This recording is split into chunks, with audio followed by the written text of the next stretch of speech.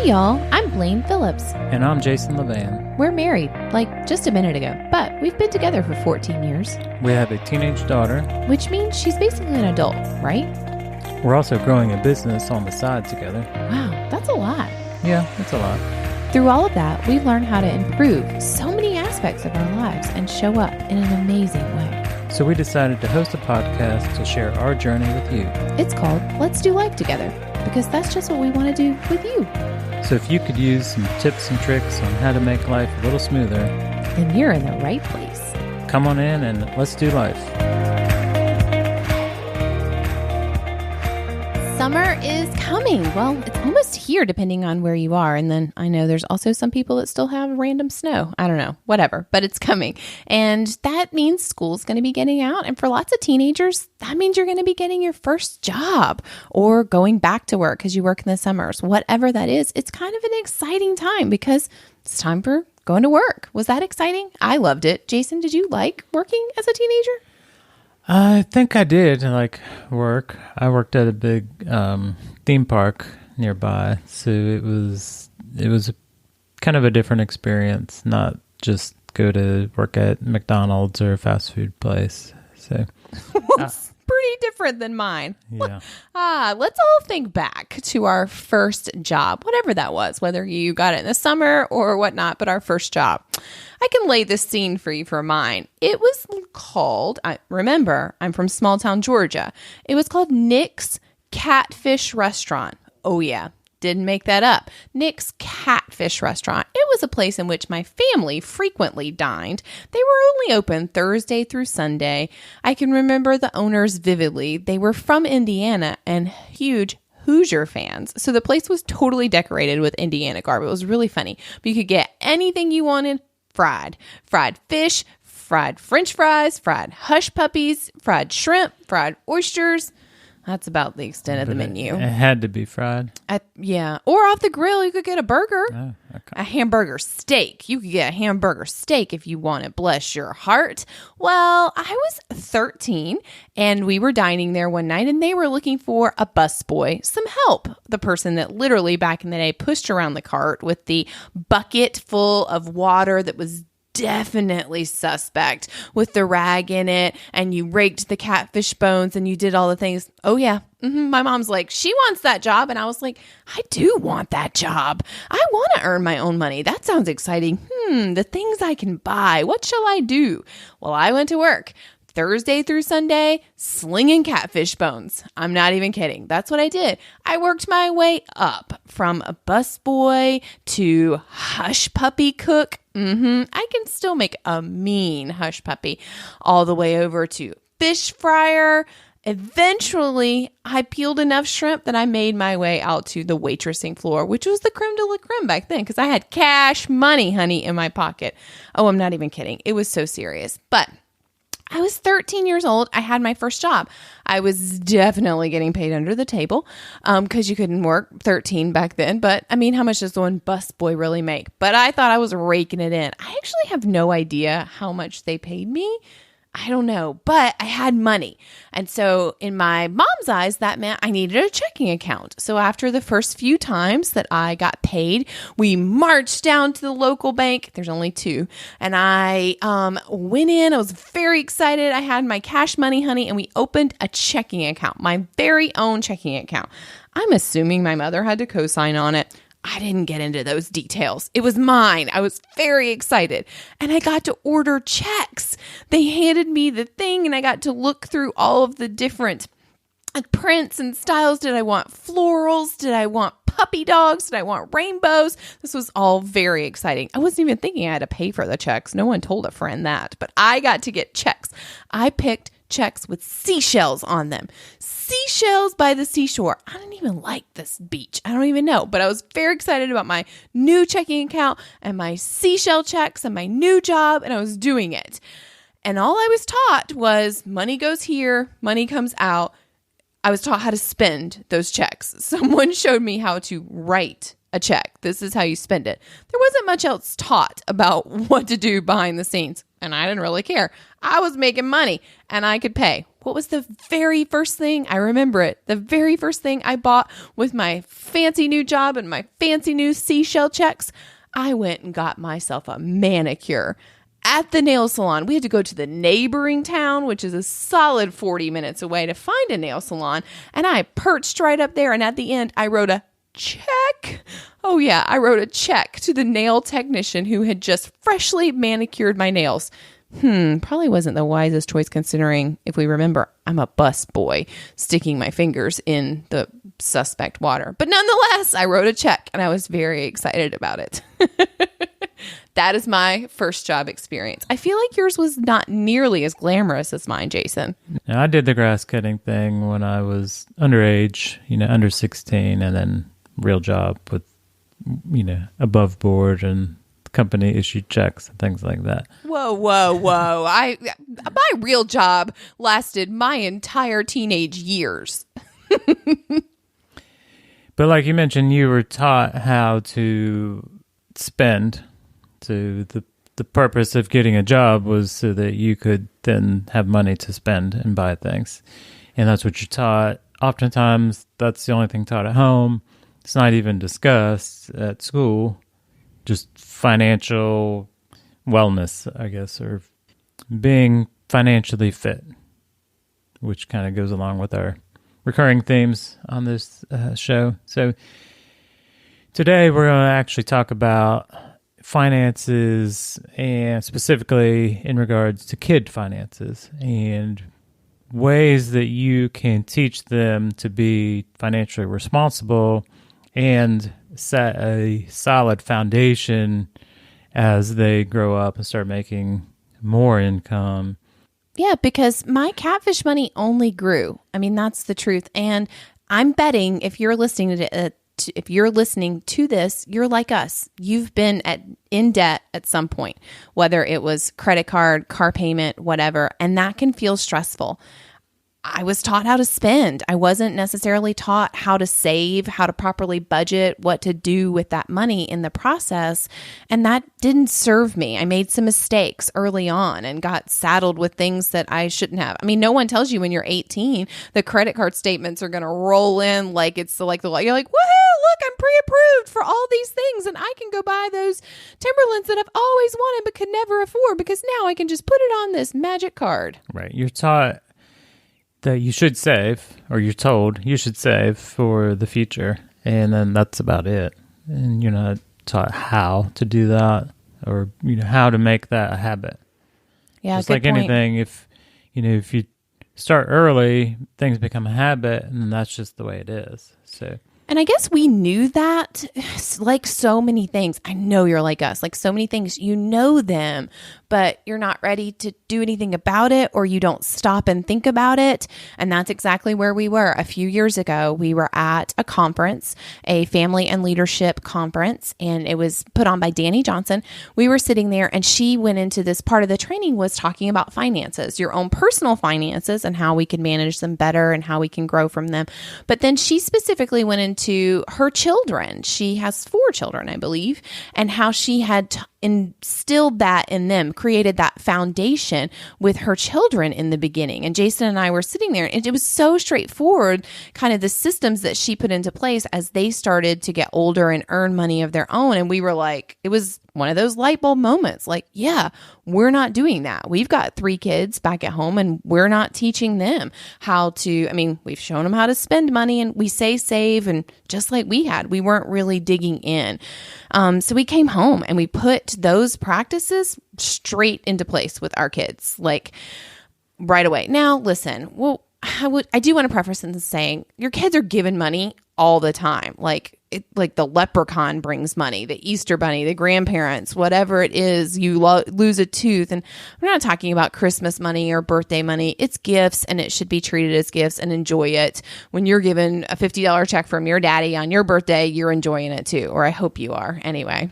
Yeah. I mean, I still would say that be mindful of the spending and make sure that you kind of put that out there so the kids if they get $20 from grandma for Easter, well, what are they going to do with it, really? Is it just going to go to junk and, just kind of frivolous spending? There's still that aspect that you want to teach responsible spending in terms of, all right, is this a good use of this money? Is this going to benefit you? Is this what you really want? It's a good point. Be mindful, however the money's coming in, be mindful how you're spending it. So, and we did that with our kids. Like and we still are mindful whenever money is given to them. But what we're about to go into and teach you, what Danny taught us that day, is about percentages breakdown. And we really focused on money that the kids were earning. And even at that time, Sienna was 9 and Sienna started an eBay business at 9 years old. Sienna and our middle Max really got into the ability to earn that money pretty quickly.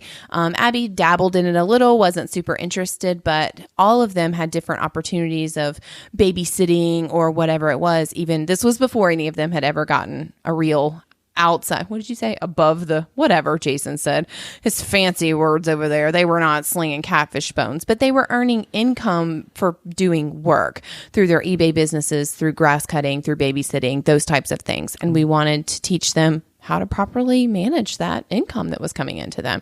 So we took Danny's advice and implemented it. Right. So what was happening was that they had things that they wanted to buy that we were not going to just give them or just buy for them. Sienna wanted to go to Orlando to go to Harry Potter World. Great.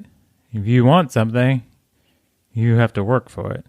That's the way of the world. So with that in mind, she focused on her eBay business. Money started coming in, and then we put these things in place at that point. And listen, I'm not going to pretend that we don't want to give our kids the world, because I think we all do. We want to just give them. You want to go to Harry Potter World, girlfriend? I want to take you because I know you love Harry Potter and I know it's going to light you on fire.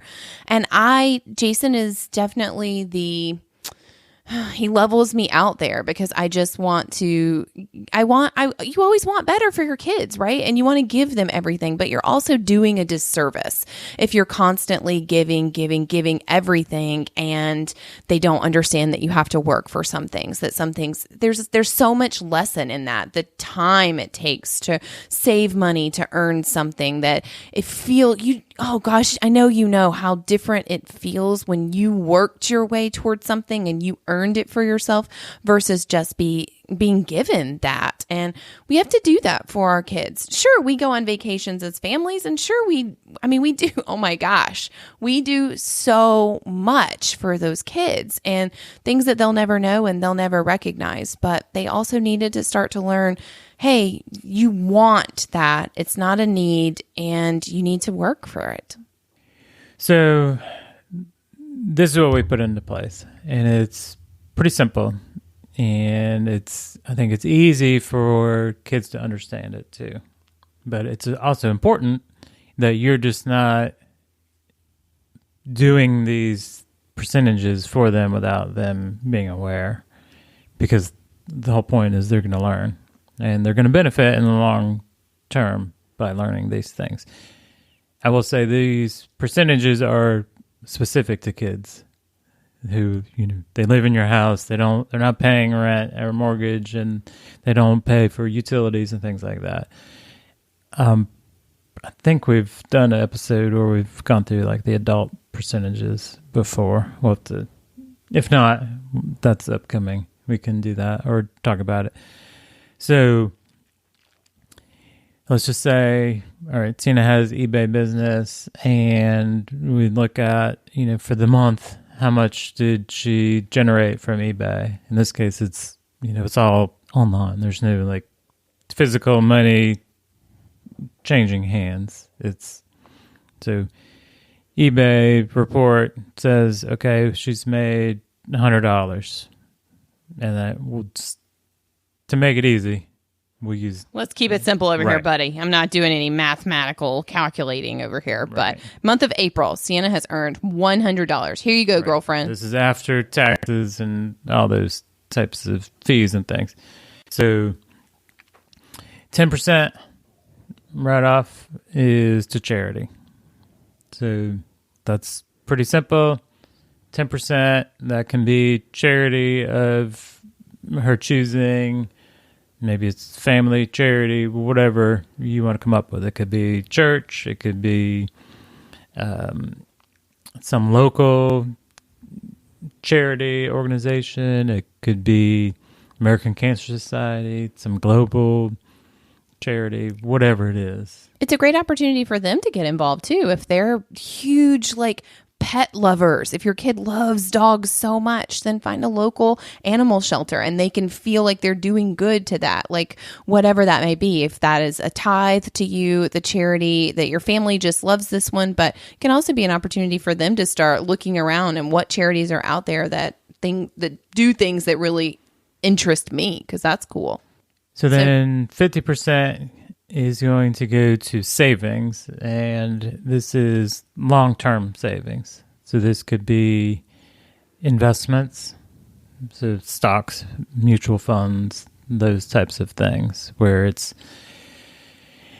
not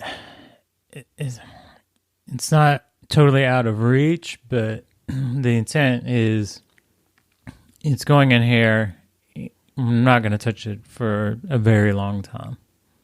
Yeah, what is it? It's like is it a Roth IRA or something like that? You can't touch till like your 60s or something. Is that right? Did I make that up? I'm not the financial one around here. Right. So not a retirement account. Right. We're not talking about long term. Like we're talking maybe they need it in their college years or when they get married and they're putting down on their first house or those first things that they want to do. So it's a little longer term. So it's growing a little more, because if it's not as readily available to you, stocks and CDs, those things are long-term investments. They're going to make you more money the longer you don't touch them. And it became such an opportunity for Jason and Sienna to start learning about stocks. And he started using her money, and she would say, "Oh, I bought this today," or "I bought that today." And I guess you can talk a little about that. You did some of it, and then you got some help doing that, right? Yeah. So there's plenty of free advice out there. There's also local people who can provide some guidance around investment strategies. There's different approaches based on your age. So obviously, if you're young, the idea is that you're going to have those investments for a longer period of time. You can have kind of a different strategy for how you do that. One of the things with investing also is just trying to be mindful of what companies are you investing in. So good rule of thumb is look around, or where are you buying from all the time? Well, that's probably a relatively safe investment for you personally. You feel good about it. Well, I invest in Target and I go to Target all the time. So, are you saying we own stocks in Costco? Is that what you're saying? Because I do love me some Costco. Right. So all the things. And then, just kind of being aware of trends and what's coming. And there's different websites to kind of keep track of that. But then also just teaching about the different types of investment. So it's not, when you invest, it's not just stocks. Like, I'm going to buy stock in one company, teaching them how mutual funds work, or, the other types of investments. Now, is the lesson different for your 10-year-old than your 17-year-old? Absolutely. And the lesson is different for our 13-year-old than it is for me with Jason, because I'm like falling asleep and she's like all excited to learn about it. But it's just the importance of saving is there, and teaching them how and what to do with it and why you're saving. So girlfriend made $100 and she gave 10%, so $10 right away to tithe, to charity, to whatever she chose. And now the next percentage was 50% she's going to put in savings. So she's $50. She put $50 in long-term savings because they're kids. How much money do they really need? You're paying, like Jason mentioned earlier, we are paying for their house, house, their food, their expenses, most of the time their clothes, unless she wants something crazy and then she can buy it for herself. But we are paying for the heavy hitters. So their money is just for wants. And trust me, that 50% they are going to be so thankful for when they need it down the road, and their wants are going to be much bigger. So the next percentage is 10% goes to saving for something that is more immediate. So this is just like a regular savings account at the bank, like just regular old savings account. Maybe they want a new bike, or maybe they want a new iPad, or just something that they want more readily available to them. Sienna wanted to go to Harry Potter World back in the day, and so she really was saving. We cut her a deal and told her portion of it, and she needed to buy her plane ticket. So that was immediate. She was saving for her plane ticket. So she took 10% every time. So another $10 went into that.